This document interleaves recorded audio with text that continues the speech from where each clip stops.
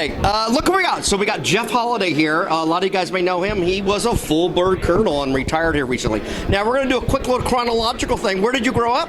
I grew up in Milpitas, California. Now where is that? That is near San Jose. Okay. Where is that? That is South San Francisco. Well, we all love Dionne Warwick, right? Do you know the way to San Jose? All right, so tell me the story. So you went to what high school? I went to Samuel Air High School, which is no longer around. No longer? They closed it. They closed it. As a matter of fact, my wife and I both attended the same high school. The same high school? At the same year. Now, you graduated the class of? 1977. 77. So... I was born in 1959, yes. Yes, so the Vietnam War had already, all the troops were pulled out by then. Did you join the Army out of high school? Oh, heck no. All right, so you went to college. So, no. Oh. Well, I kind of did. I went to junior college. Okay. So, I went into the recruiting station at 18, and I turned around and walked away. Okay, and that was all the services. You were like... I walked in, I said, this is not for me. Not for me. That's because it was just not the environment that I felt comfortable with. And in 1977? 1977. We're still in the disco age. 1978, exactly. And so you decided to go to college, community college. So I went to community college, got an associate's degree in liberal arts. At San Doesn't Jose, mean he's a liberal, folks. San Jose, I was at the time. San Jose. Well, he's from San Jose. San Jose, come on, Bay Area. Yeah. All right. So Free love. San Jose City College. That's the year. That's the era I grew up in. That's right. Okay. So you get to community college, you get your liberal arts degree, and you did go do. He works for CNN. No. A lot of off jobs. So I was, I did construction. I did spa installations. Oh wow. I did roofing. Oh wow. I did warehouse work. I drove a forklift. I learned all that stuff. That's a fun job, by the way. I worked for University of Phoenix as their warehouse supervisor. Oh. So I was in charge of organizing their whole stuff. So you're 21, 22? Yep. And that's when I saw my life was not going the direction I wanted it. Correct. And then I said, I don't like where this is going. Let me go talk to... I had a choice. As a matter of fact, I had an interview He got arrested, folks. Well, I had an interview. I had an interview set up with the Santa Clara County Sheriffs. Oh. So that was one direction. And the other direction was the military. So I was en route to my interview with the Santa Clara County Sheriffs, and I got in a motorcycle accident. 45 miles an hour, middle of Heading and Gish Road, San Jose, head first into the back of a Volvo that pulled out in front of me. I was looking one way, he came from the other side. I hit like I said, head first. I did a tuck and roll in the middle of the street, stood up, ready to dodge all the other cars that were right behind me. They all stopped. I walked to the side of the road, sat down, all good. Helmet or no helmet? Helmet. All right. Always wore a helmet. If he didn't have it, he'd be dead, guy. We would not be talking to him. Absolutely. Yeah. Absolutely. So I took that as a sign. Maybe I shouldn't be a Santa Clara County Sheriff. Sure. So I went full bore into the military side now, and then I took the ASVAB. They decided I could do any job I wanted. I said, what are the two toughest jobs? They said, warrant officer, aviator, or special forces. I said, I want to do both. I really want to do both. Can I do both? They said, no, got to pick one. So I went home, talked to my dad. He convinced me that warrant officer was the better track rather than going to be special forces. I think he didn't want me as a threat to him, but that's a different story. Right. We'll save that for another time. That's a whole different story. Okay. So, but anyway, that's why I chose warrant officer aviation. Okay, so you go to walk school where? Yep, Fort Rucker. Fort Rucker. Yeah. And that was 1983. 83. Graduated. Ronald Reagan was already 2 years as president, so things are going good. Yeah. Funding is there. Yeah. And then you go to flight school. I went to flight school, graduated in July of 1984. Tell us what helicopters you were training in. Oh, okay, so... Because 83 is a different time. It was. So it was UH-1. Initial first primary, was, of course, was a TH-55. Right. Then UH-1 was a primary. And that was the Bravo Charlie model? It was the H model. H model. Hotels. So, which is the most frequent in the Army, yes. Right. And then I went to Aero Scout training after that. So I graduated as an Aero Scout 1984, and I was expecting that to be my first assignment.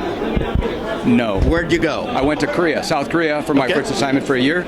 And I was expecting, like I said, fly Jet Rangers out there, but nope, I got stuck in Huey's. It turned out to be the best option. Hotel models. Hotel models. I was just doing GSAB? Just doing as a W1, 90 days in country, I was a pilot in command. Oh. 30 days later, I was a unit trainer. Wow. And I racked up 700 hours at the end of that, so I was able to go back and be a flight instructor at Fort Rucker after that. All right, we haven't heard this story before. I haven't heard it. So 85, 86, you're back at Rucker as an instructor. As a W1. And because they didn't promote that quick back then, right? Right. So you're an instructor back in the hotel model. Yes. Because you were so proficient. Right. How long did you do that for? Did that for 3 years. Wow. So now we're coming around. Taught basics, then tactics, and then on goggles. All three. Wow. In the Huey. And these are PVS 5 goggles? Yes. right. With the surgical tubing? Yes. Yeah, remember? Absolutely. Okay, so that's 88, 89? 88, I came to work here for the California Guard. Dan Nealon hired me. Okay, so he's active duty, so you get out from active duty and you go into the Guard. I go into the Guard. I came out for an interview. Before that, I got selected. I moved to my wife. I was only married, previous wife. We had no kids, so it was an easy move to come out here. So you show up here working for Dan Nealon as a CW1 still? W2 at that time. So you promoted to 2. Yeah. And you're assigned. I was actually back at Rucker. I made SIP. SIP is a W2. Okay. So I'm in charge of all these Vietnam vets and all these other guys as a SIP, as a junior W2. So we haven't talked about his IQ, but you guys know it's probably like 170, maybe 180. I don't know. We're going into this in a moment.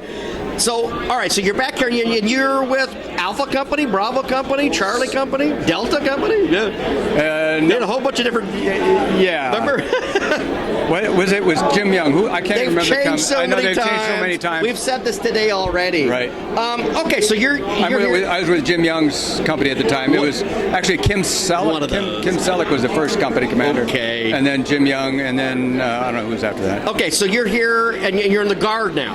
Yes. You're not an AGR. Right. I'm a technician, GS-12. Oh, technician. you are a technician as well. I applied full time for the GS-12 position here.